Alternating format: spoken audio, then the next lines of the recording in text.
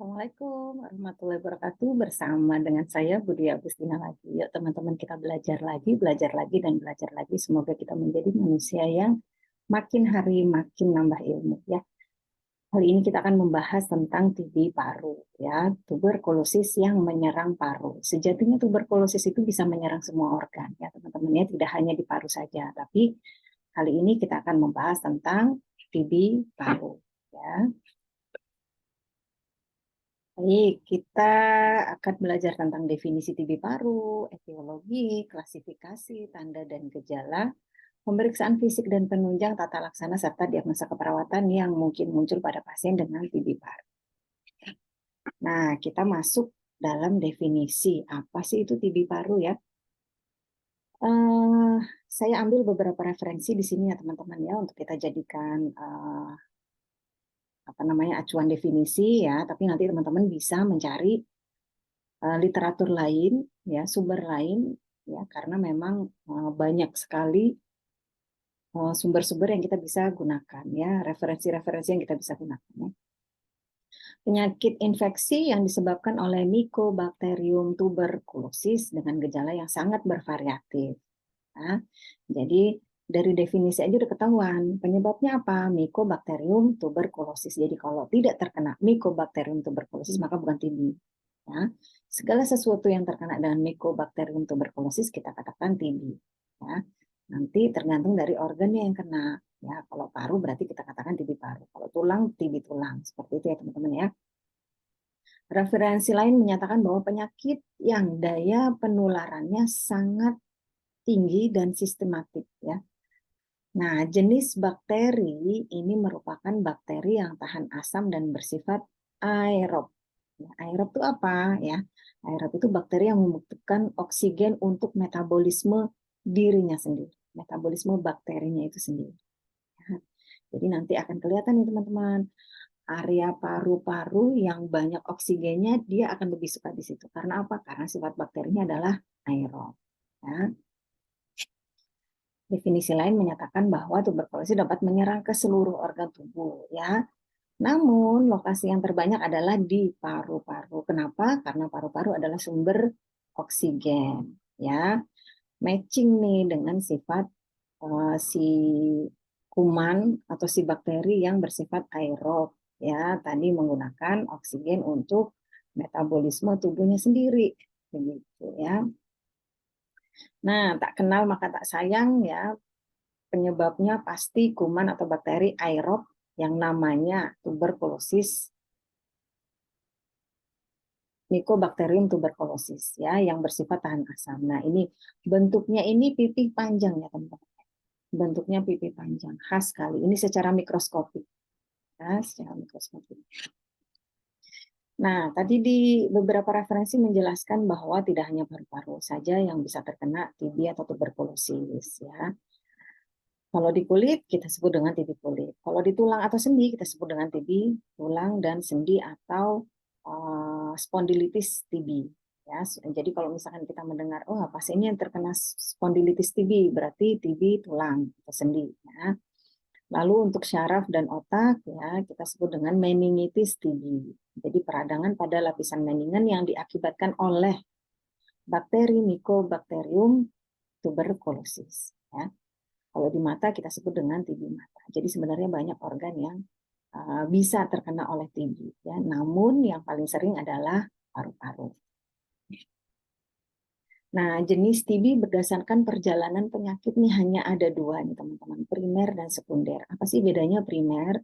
Ya, TB primer ini berarti penyakit TB yang menjadi penyebab bagi penyakit lainnya. Ya, jadi penyakit TB ini menjadi penyakit utama.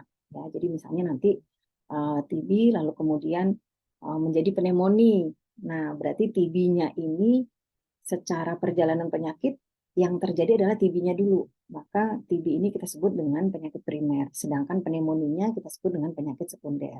Ya. Atau TB ini juga bisa menjadi penyakit sekunder. Ya. Misalnya infeksi lama. Ya. Infeksi lama PPOK. Ya, awalnya PPOK, lalu kemudian karena paru-parunya udah jelek, jadi terpapar Mycobacterium tuberculosis sedikit aja, udah kena TB paru, ya. Jadi diawali dengan Mycobacterium, lalu kemudian diawali dengan penyakit lain, lalu kemudian terjadi TB paru. Nah, penyakit TB paru itu kita sebut dengan penyakit sekunder. Ya, jelas ya, primer yang pertama kali terjadi sekunder efek dari penyakit lain. Nah, patofisiologinya seperti apa? Ya, ini teman-teman, masuknya Mycobacterium tuberculosis yang bersifat aerosol ini tadi, yang bersifat aerob ya, melalui aerosol atau pernafasan ya.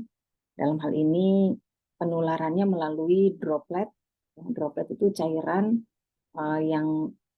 yang bisa menyebar, partikel yang paling kecil ya, yang bisa menyebar ketika si penderita TB itu sedang berbicara atau sedang nguap atau sedang bersin. Nah, itu cara penularan TB paru ya.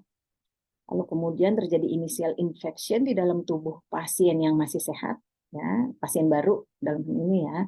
Lalu terjadi innate immune response. Jadi imun responnya terstimulasi ya karena memang ada benda asing nih gitu ya. Jadi tubuh secara spontan akan meningkatkan respon imun ya. Lalu terjadi adaptif respon imun. Ya. Terjadi adaptif respon imun artinya tubuh kita masih bisa nahan nih gitu ya. Lalu terbentuklah granuloma ya. Terbentuknya granuloma ini adalah sel yang hasil dari adaptif imun respon tadi ya. Nah, ini jika terjadi pada lebih dari 90 masyarakat, berarti dalam wilayah environment ya, itu kalau misalnya terjadi lebih dari 90% di masyarakat ya, munculnya granuloma ini ya. Nah, ini bisa menyebabkan disaster pada alveoli. Nah, jadi alveoli itu bagian terkecil dari paru-paru ya, teman-teman ya. Lalu bisa terjadi laten pulmonari TB ya, atau bisa menyebar ke limfa atau pembuluh darah. Nah, ini merupakan akses pada TB di keseluruhan organnya. Ada TB mata, ada TB tulang gitu ya. Jadi aksesnya melalui limfatik atau melalui pembuluh darah ya. Ketika si tuberkulosis ini sudah menyebar melalui limfatik dan pembuluh darah ya. Akhirnya terjadi ekstra pulmonari TB ya. TB yang terjadi di luar pulmonal atau di luar paru-paru. Bisa kulit, bisa otak atau syaraf ya, bisa tulang yang tadi kita sudah pelajari ya. Nah, ini kalau terjadi masalah laten tuberkulosis ya akan menyebabkan reaktivasi TB paru ya.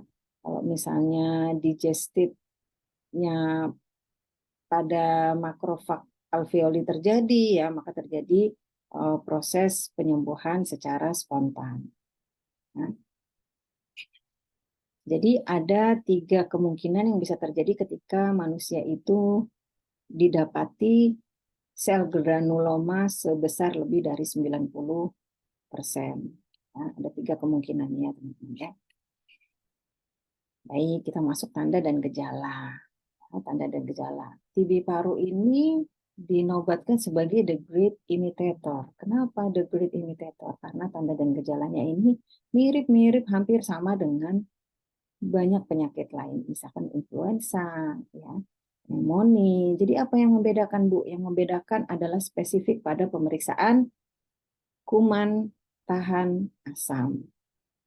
Ya, jadi harus ada pemeriksaan kuman tahan asam ketika iya ini benar jenis kuman tahan asam ya, berarti betul ya penyebabnya adalah tuberkulosis, Mycobacterium tuberculosis ya. Tanda dan gejala lain banyak nih teman-teman, hati-hati, banyak yang asimptomatik. Asimptomatik itu apa? Tidak memiliki gejala sama sekali, tapi ketika dilakukan pemeriksaan laboratorium, BTA-nya positif, mantuknya positif, baru sekali pemeriksaannya sudah positif. Tapi pasiennya nggak mengalami tanda dan gejala apapun. Nah, ini lebih bahaya lagi ya, karena kita tidak bisa mengidentifikasi secara kasat mata, oh, ini pasiennya sakit, oh, ini pasiennya sehat. Gitu ya. Jadi penularannya lebih tinggi pada pasien dengan TB baru yang asimptomatik. Baik, tanda gejala secara umum, ya, ini berat badan turun tanpa sebab jelas, ya. Lalu pasien mengalami anoreksia, nafsu makan turun, ya, demam lama dan berulang-ulang, demam tidak, ya. Keringat di malam hari, batuk lebih dari 3 minggu. Nah, ini catatan penting nih ya teman-teman ya, ketika ada saudara, ada tetangga yang batuknya nggak sembuh-sembuh lebih dari 3 minggu, harap segera untuk memeriksakan ke tempat pelayanan terdekat ya, karena akan dilakukan pemeriksaan BTA atau mantuk untuk menentukan ini TB atau bukan ya. Lalu pasien juga mengeluh nyeri dada dan sesak serta mudah lelah. Bagaimana cara penularannya? Melalui droplet. Ya, droplet ini, nah ini serpihan-serpihan kecil yang dikeluarkan ketika pasien bersin, pasien berbicara, ya. Nah, makanya pada pasien dengan TB sebenarnya pasiennya wajib menggunakan masker supaya apa? Supaya mengurangi penularan ke lingkungan. Ya, jadi wajib pakai masker. Nah, pemeriksaan fisik kalau ada pasien dengan batuk 3 minggu nggak sembuh-sembuh, ya, Bapak ada keringat malam, ada, ya. So, kita lakukan pemeriksaan fisik. Kita tanya, kita anamnesa, ya. Batuknya seperti apa karakternya? Ada keringat malam tidak? Lalu kita lakukan IAPP, inspeksi, auskultasi, perkusi. Inspeksi, ya.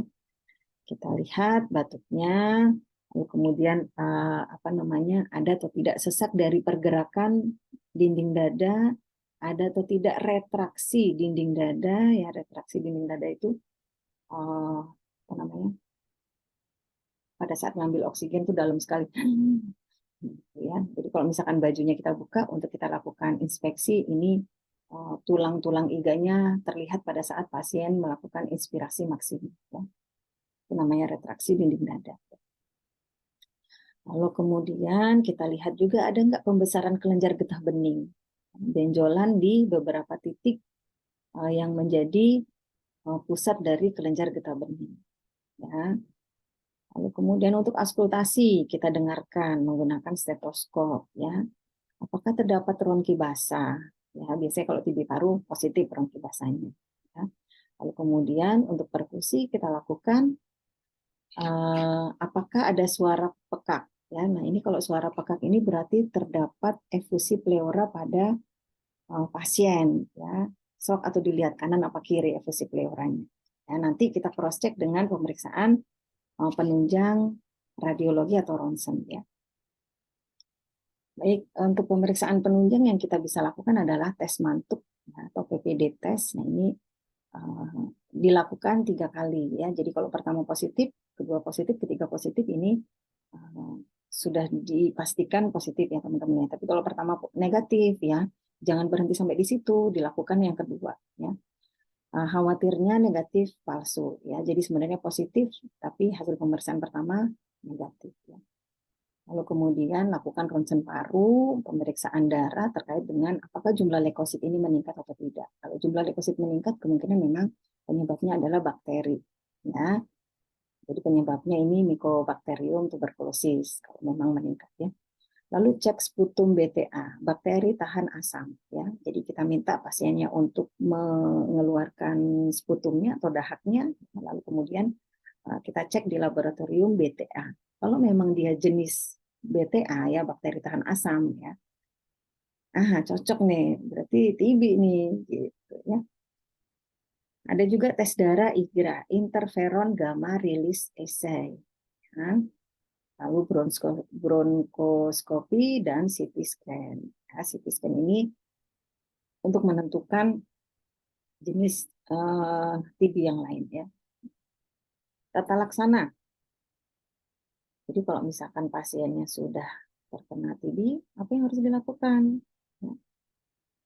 Menurut peraturan Menkes ya, ini pasien harus minum obat teratur selama 6 sampai 7 atau 9 bulan tergantung dari kondisi pasiennya. Jadi misalnya kalau pasiennya recurrent, ya, pernah putus obat, ya ini tentu saja pasti bukan 6 bulan paket yang digunakan.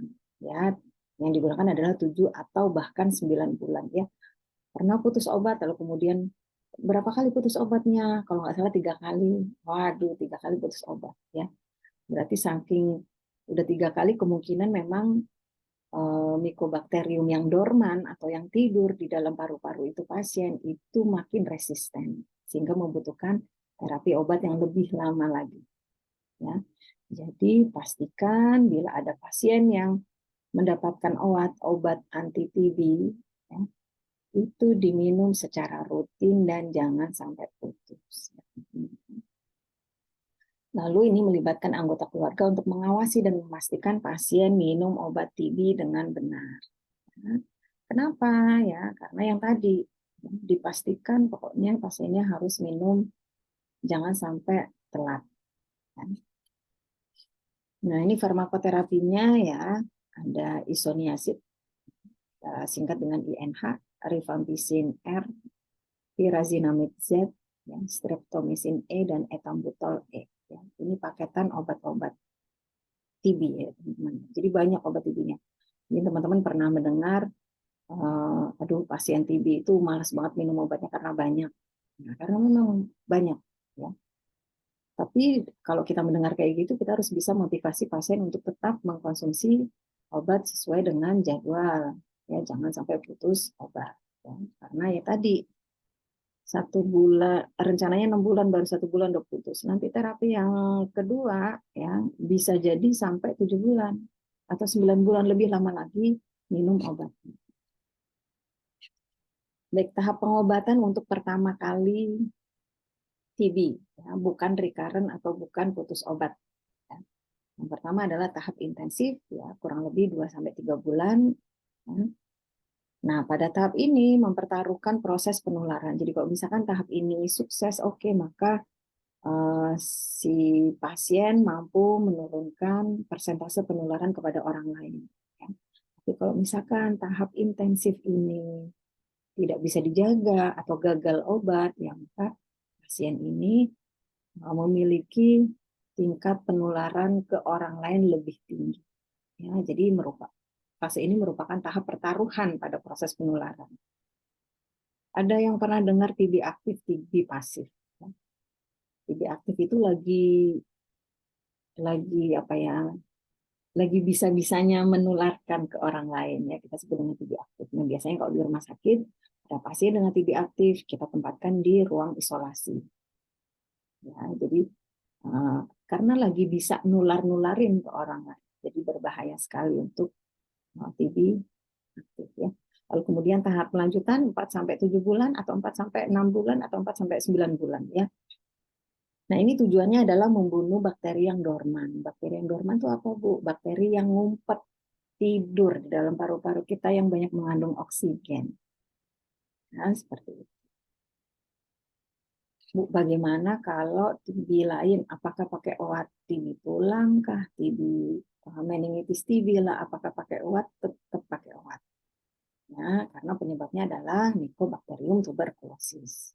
Ya, yang susah sekali dibunuh, yang bisa dibunuh dengan menggunakan mix farmakoterapi. Yang tadi ada 5. Ada INZ, rifampicin, ethambutol, dan teman-teman. Nah, perlu diketahui teman-teman ya, pada saat pasien ini mengkonsumsi obat anti TB, ini ada efek samping. Nah, efek samping ringan dan efek samping berat. Ya, efek samping ringan. Nah, kita jelaskan nanti ke pasiennya ya. Jadi jangan kaget Bapak, Ibu nanti kalau misalkan mengkonsumsi obat ini akan ada rasa mual, muntah, sakit perut, nyeri sendi, reaksi seperti flu, rasa terbakar atau kebas atau kesemutan ya, perubahan warna pada cairan tubuh misalkan urin. Nah, ini urin nanti biasanya warnanya lebih gelap ya. Atau mengantuk ya.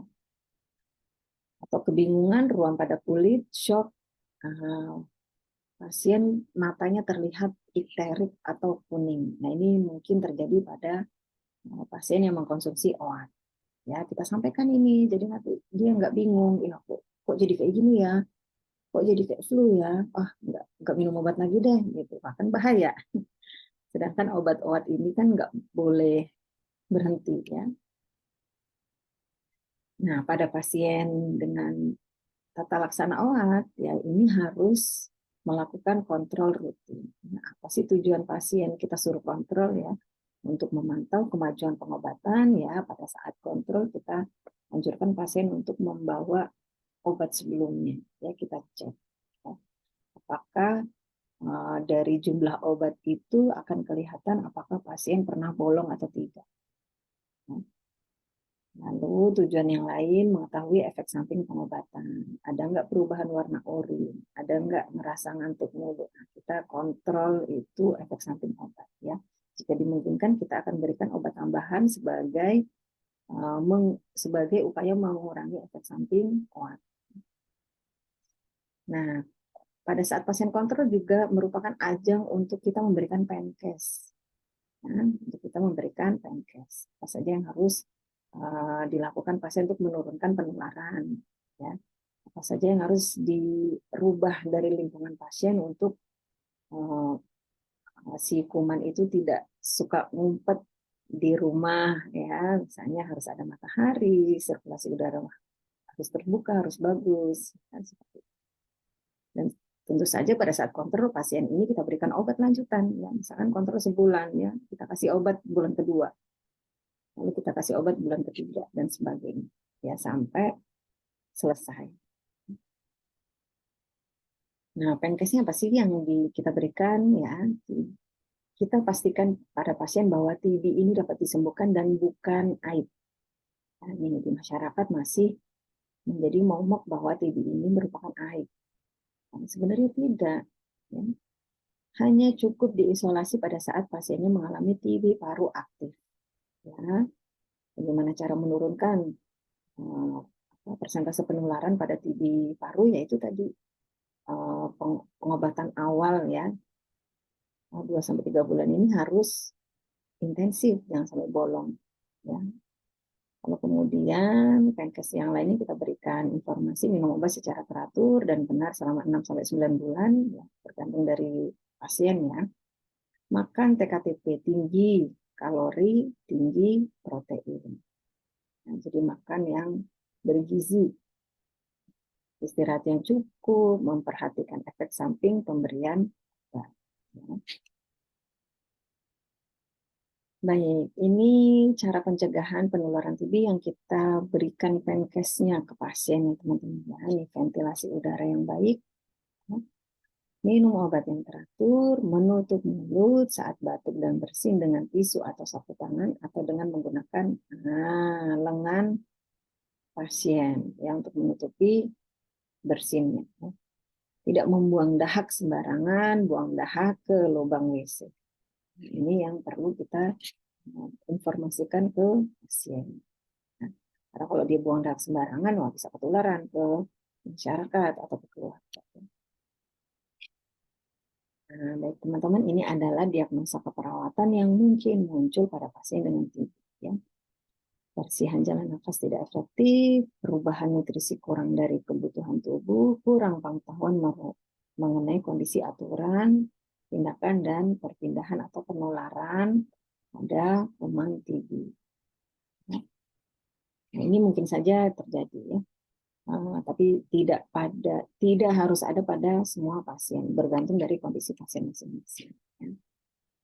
Oke, ini saya ada iklan sedikit dari Germas ya, gaya hidup sehat dan pencegahan TB. Yang pertama, makan makanan bergizi untuk meningkatkan daya tahan tubuh ya. Yang tadi saya utarakan TKTP, tinggi kalori, tinggi protein.